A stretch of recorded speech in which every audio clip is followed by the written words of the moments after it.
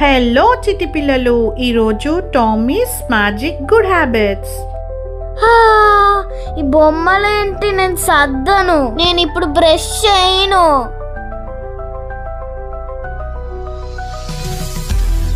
నేను రాయను. అలా అనకూడదు నాన్న. ఓకే టామీ, నేను ఏంజెల్ని. నీకు గుడ్ హ్యాబిట్స్ గురించి చెప్పటానికి వచ్చాను. నువ్వు అన్ని గుడ్ హ్యాబిట్స్ ఫాలో అయితే అందరూ నిన్ను లైక్ చేస్తారు.